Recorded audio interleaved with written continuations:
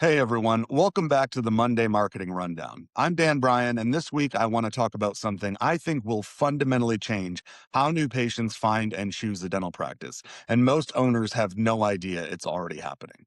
Here's the headline: Google's AI is now acting on behalf of patients to contact local businesses, check availability, and even book appointments. Not tomorrow, but right now.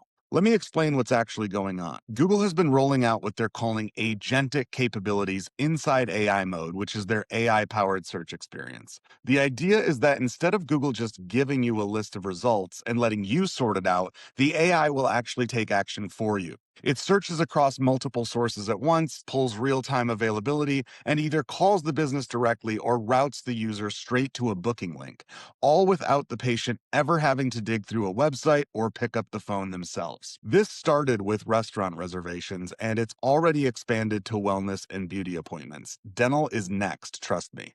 But here's what Google's own CEO, Sundar Pichai, said just 3 weeks ago on the Cheeky Pint podcast, and I want you to really hear this. He described Google search evolving into what he called an agent manager, where, and I'm paraphrasing here, a lot of what used to be simple information seeking queries will become agents completing tasks on your behalf, with multiple threads running at once. He wasn't talking about 5 years from now. He's describing what's already in motion, and the implications for dental practices are significant. Think about it from a patient's perspective. Someone searches pediatric dentist near me accepting new patients, and instead of getting a list of 10 options to call through themselves, Google AI scans those results, evaluates which practices have complete, accurate, and up-to-date information, and either routes the patient to a booking page immediately or, in some implementations, literally calls the front desk on the patient's behalf to check availability. The practice that wins that interaction isn't necessarily the one with the best website or the flashiest ad.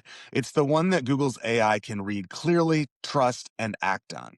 But here's what that means practically speaking. If your Google business profile has outdated hours, your services aren't clearly listed, or you haven't responded to reviews in weeks, or if your phone number or address is inconsistent anywhere online, you're not just ranking a little lower, you're getting passed over entirely by a system that makes a decision in seconds and never gives you a chance to course correct. So what can we actually do about this? Well, there's a few concrete things. First, treat your Google business profile like it's your most important front desk employee. Check out the podcast from last week where we talked more about that.